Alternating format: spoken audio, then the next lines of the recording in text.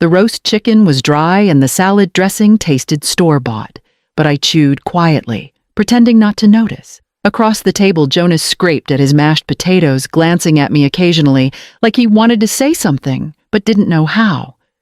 Elise sat with her head bowed toward her phone, thumbs darting furiously beneath the table. Ethan, as always, carved his meat with surgical precision, never speaking, unless addressed, never looking anyone in the eye. I looked at the clock above the kitchen doorway. 7:30 p.m. Exactly 5 years ago today, I had walked through that same doorway, carrying 2 suitcases and a heart full of hope.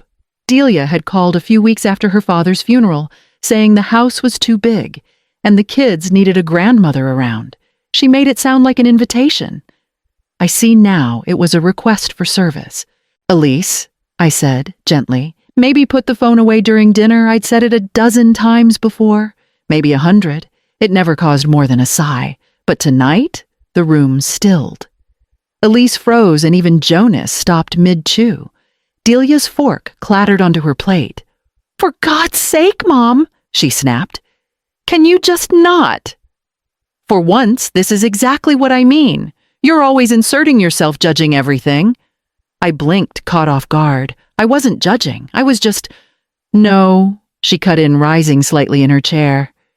"You were suggesting as always." "Which is just your polite way of criticizing. Why can't you just sit here and be grateful that we even let you live with us?" Ethan paused his carving, his hands stilled on the knife. He didn't look up. I felt my cheeks flush, but I kept my voice even. "Delia, I gave up my house my entire life to be here with you and the kids." Delia laughed, humorless. "You've been here 5 years, Mom. 5 years of constant hovering, passive-aggressive comments, your stories about the 70s no one asked for. I'm tired of it." Jonas stared down at his plate. Elise had finally lifted her eyes from her phone. Ethan laid his utensils down and folded his hands. "I don't think your mother fully realizes the burden she's placed on our family," he said evenly, like he was reading from a chart. "Burden," I repeated, stunned. "Parasite," Delia snapped. "You're a parasite to our family." "Go away." The word hit harder than I thought any word could. For a moment, no one moved. Elise dropped her phone onto the floor with a sharp clack. Jonas looked like he'd stopped breathing. Ethan reached for his water glass. I pushed my chair back slowly. My knees weren't what they used to be, but my spine held straight. Decades in the classroom had taught me that dignity is something you carry, even when your voice trembles. "That won't be necessary," I said, surprised at how calm I sounded. "I'll leave." I didn't look at any of them as I climbed the stairs. I just counted the steps one after the other, feeling the burn in my knees and the weight of what I already knew waited for me in that quiet room upstairs. The room smelled faintly of lavender and dust. I sat on the edge of the narrow bed suitcase, open hands, hovering over folded clothes I no longer cared to sort. The voices downstairs had quieted. Maybe they were still eating. Maybe they were already erasing my presence. 5 years ago, Delia called me on a rainy Sunday morning. The weather was still raw with early spring, and I remember I was drinking coffee by the kitchen window, watching cardinals hop through the wet grass. She said she didn't want me to be alone in that big empty house. Said the kids needed someone warm, someone constant. "They've been through so much already, Mom, and the schools here are better." She made it sound like I'd be doing her a favor, like we'd all gained something precious by living together. I believed her. Within a month, I'd sold the house Walter and I built our lives in. 40 years of memories boxed up and distributed, some to Goodwill, some to the trash, the rest stored in an attic I no longer owned. My friends offered me spare rooms just in case, but I declined. I was chasing something that felt like purpose. A second act. The first year wasn't bad. I baked with Elise on weekends, read to Jonas at night. They'd curl up beside me on the couch listening to stories about their mother's wild childhood or asking about their grandfather. Ethan was polite if distant, and Delia seemed to appreciate the help, at least at first. But warmth cools quickly when unspoken resentments aren't fed. I remember the first time she corrected the way I folded towels. She laughed, but the tone was tight. "Mom, that's not how we do it here. These have to fit in the linen cabinet." I didn't say anything, just unfolded and refolded. A small thing. Then came the comments about how I seasoned food. "Too much garlic, Mom. The kids aren't used to it." Or how I rearranged the pantry. "You can't just move things." I have a system. Little reminders that I was a guest in a house where I paid no rent. Ethan started spending more time at the clinic. If he was home, he stayed in his office with the door shut. When he passed me in the hall, he gave a brief nod, nothing more. He never raised his voice. He didn't have to. His silence was a scalpel, and Delia, she hardened. Her smiles were tighter, her patience thinner. I overheard her once on the phone with a friend. It's like living with a shadow that talks. I laughed it off at the time, pretended I hadn't heard, but I did. And I started pulling back. Less talking, fewer stories, smaller steps in their house. I told myself I was being respectful. Now I see it differently. I wasn't part of their lives. I was tolerated. Until tonight, when even tolerance wore out. The suitcase clicked shut with a finality that made me pause. I stood there for a moment, hands resting on the worn leather handle, letting the silence settle. But it wasn't silence that filled the room. It was memory, the kind that seeps into your bones when you've kept it buried too long. 3 years ago, I went into Ethan's home office to drop off a clean shirt. He'd left it on the laundry room counter with a note, "Needs pressing." The door was ajar, and I knocked lightly just to be polite. When no one answered, I stepped in.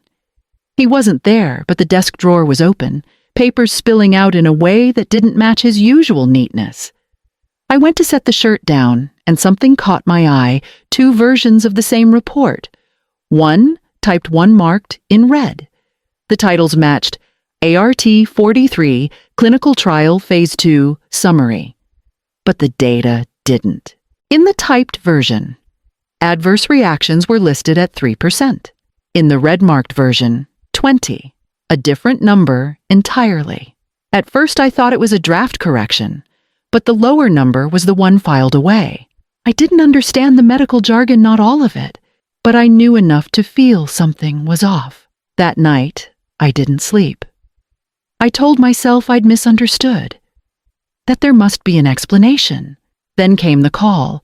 I was walking past the office one afternoon when Ethan's voice drifted out through the cracked door. Calm, measured, like always. "No, we'll file the revised data set, the one with the adjusted tolerability rates. Yes, the one that meets the threshold." He paused, then laughed softly. "It's not falsifying if we omit outliers. We're streamlining." I froze. I knew I should walk away, say nothing, but I stood there barely breathing, listening, wanting it not to be what it was. Later that evening, Delia and Ethan were in the kitchen talking quietly over wine. I was in the den with Jonas reading. I heard her say, "Just make sure the final numbers are clean, Ethan. This trial is everything." Clean. That's the word she used. Not accurate, not truthful. Clean. I wanted to believe she didn't know, that she was just trying to be supportive, but you don't use words like that unless you know what you're covering. I could have spoken then. I should have, but I didn't. I thought about what it would do to Jonas and Elise, what it would do to my place in the house. I'd already felt my grip slipping. One accusation and I'd be cast out not just physically, but emotionally, permanently. So I stayed quiet. I rationalized it. Told myself 3%, 20%, what did I know? I was a teacher, not a doctor. For 3 years I carried that secret like a stone in my pocket. It weighed more than I could ever admit. But I told myself silence was keeping the peace. Now the peace was broken anyway. And that secret, once tucked away in shame, had followed me into the night. Ethan didn't say a word when I came down the stairs. He just stood in the foyer with my suitcase in one hand and his other resting on the doorknob like he was holding open a door that had been waiting years to close. "I'll call a cab," he said without looking at me. You can wait outside. I'll manage, I replied, brushing past him toward the porch. The air outside had turned cold. I hadn't brought my coat. It still hung in the hallway closet, but I wasn't going back for it. Pride has a weight too, and in that moment, it was heavier than the chill. Ethan followed me out and didn't stop at the steps. He kept walking all the way to the sidewalk. At the gate, he let go of my suitcase. He didn't toss it, not exactly, but it wasn't gentle either. Like someone setting down a bag of trash that wasn't theirs to deal with anymore. I hope this won't turn into something dramatic, he said, adjusting his cuffs. I met his eyes. It already has. He gave me a tight smile, the kind people wear when they've decided they've won. You're upset. I understand, but I'd think carefully before saying things you can't take back. I have thought carefully, I said, keeping my voice even. For 3 years. Something in his expression flickered like a pilot light catching. Excuse me. I know about the trials, Ethan. The reports. The data you scrubbed. I may be old, but I'm not blind. He straightened slightly, the polite mask faltering. You have no idea what you're talking about. I overheard the call. I continued, and Delia's little reminder about making sure the numbers looked clean. I've seen enough to know what you're doing isn't science, it's sales. He stepped forward, lowering his voice. You've been spying. I was folding your shirts. A long silence stretched between us. I saw the calculation behind his eyes. Deny, dismiss, deflect. That was always his rhythm. I cut him off before he could start. I made copies, I lied, of the original reports, and I recorded your call with the rep. I haven't shared them yet. But I will if you try anything. His face went pale, jaw tightening. You wouldn't dare. I already did, I said. You just haven't seen it yet. The cab pulled up behind me, headlights briefly illuminating the sidewalk. The driver stepped out, opening the door without a word. I took one last look at the house. Jonas was in the upstairs window, a hand pressed to the glass. Elise's curtain was drawn, but I knew she was there. I felt her absence, like a closing door. I didn't want it to end this way, I said, not to Ethan, but to everything I was leaving behind. Then I climbed into the cab and closed the door behind me, not knowing where the road ahead would lead, only that it wouldn't circle back. The hotel room smelled faintly of disinfectant and weariness. The bedspread was stiff, the carpet tired, and the lamp flickered if I moved too quickly. I didn't care. It was shelter. That was enough. I sat on the edge of the bed staring at the suitcase Ethan had dropped like I was something to be disposed of. My coat was still in their hallway closet. My toothbrush, too. But what mattered was in my mind. And maybe, just maybe, in my hands, now. For the first time in years, I had no one to answer to, and no one to protect. I pulled out my phone and scrolled to Winona's number. She picked up after 2 rings, her voice thick with sleep and cigarette rasp. Barl, she asked, only using the old nickname from college, when she was truly worried. I'm fine, I lied. Don't do that, she said. What happened? I told her everything. The dinner. The word Delia had thrown like a rock. Ethan's quiet cruelty. The suitcase on the sidewalk. And then I told her the rest, the part I'd only ever hinted at in pieces. The reports, the conversation, the years of silence. She didn't interrupt. Not once. Just listened. When I finished, I waited for the usual sigh, the sharp retort. Instead, her voice softened. You're not seeking revenge, Marlene. You're seeking justice. I didn't want this, I whispered. I wanted a family. I wanted peace. You wanted safety for your grandchildren, she corrected. And you still do. There was a pause. I could hear her shifting in her chair, probably reaching for a pen. You're coming here, she said. Tomorrow. I have 2 extra bedrooms, a stocked kitchen, and more tea than sense. I don't want to impose. You already did that for 5 years, and look where it got you. That made me smile just a little. You're finally out of that house, she said. Don't waste it on regret. I don't have proof, I said. Not real proof, just what I saw. what I overheard. "You were a teacher for over 30 years, she replied. "You know when something doesn't add up. And besides, we don't need to go to war tomorrow. First you come home. Then we breathe.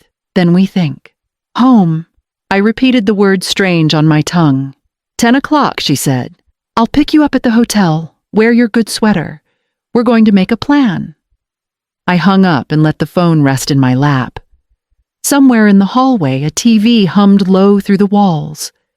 Outside, a street lamp flickered. I lay back on the bed fully clothed, the suitcase still unopened by the door.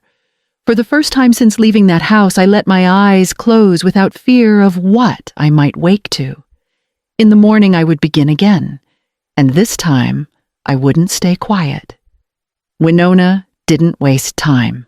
The morning after I moved into her house, she called the state medical board and requested an appointment with an old colleague on the review panel. That same afternoon, she contacted Helena from the River County Chronicle, a sharp journalist who owed Winona a favor and had a reputation for handling stories that required both teeth and tact. The next day, I sat across from a man with a silver beard and eyes that didn't blink often. I handed over the reports I'd saved, the original copies Ethan had mistakenly left out months ago, and the redacted versions I'd quietly scanned when I suspected what they were doing. The dates matched. The data didn't. The man didn't say much. He only nodded as he turned the pages, his mouth pressed into a line so tight it looked like it hurt. At the end, he removed his glasses and said, "We'll be in touch." It happened faster than I expected. 2 weeks later, I woke to a flurry of notifications on my phone. Ethan had been taken in for questioning. The clinic he directed was placed under immediate suspension. The pharmaceutical company issued a brief statement promising full cooperation. The news spread through our town like wildfire, consuming everything in its path. That afternoon, Delia called. She didn't scream at first. She didn't cry. Her voice came through flat and stunned. "They came into our house, Mom," she said. "With warrants, with boxes. They took Ethan's computer, his notes, my files. Do you understand what you've done?" I closed my eyes. "I understand exactly what I've done. You've destroyed us." "No," I said quietly.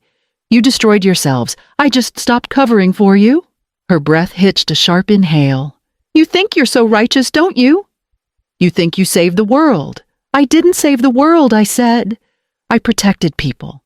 People who might have taken that drug and never known the risks. I tried to protect you too for as long as I could." There was a pause. For a moment, I thought she might say something else, something honest, even if it hurt. But she hung up. That night, the news broke on every major local outlet. They showed footage of Ethan in a dark suit led through the clinic's front doors by 2 plainclothes officers. His expression was unreadable, like he'd prepared for the cameras. Delia wasn't pictured, but the article mentioned that the clinic had terminated her contract citing administrative failures and conflicts of ethical concern. Winona turned off the television after the 3rd replay. "It's only the beginning," she said. I nodded, staring at the blank screen.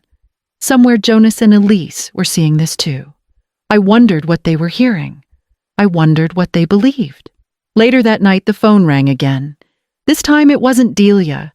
It was a number I didn't recognize, but the voice on the other end was soft and hesitant. Grandma Jonas said, "Are you okay?"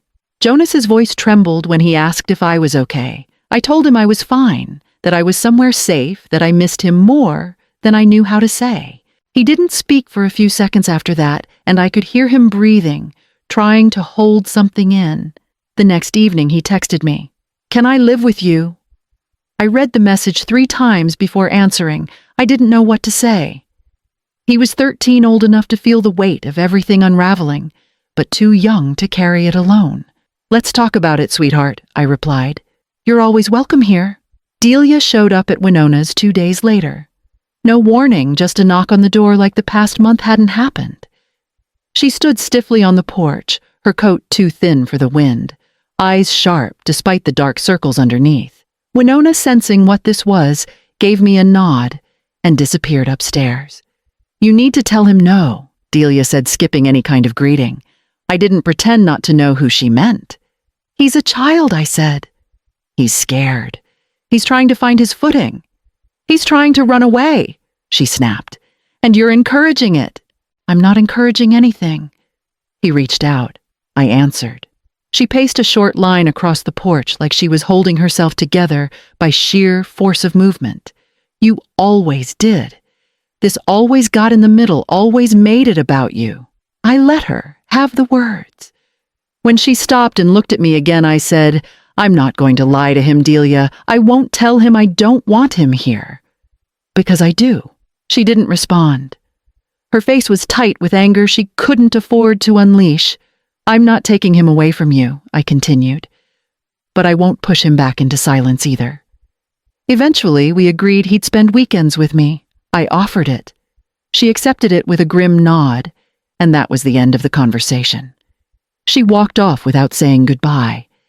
The first weekend he came, he brought a backpack full of books and a small box of things he didn't want to leave behind.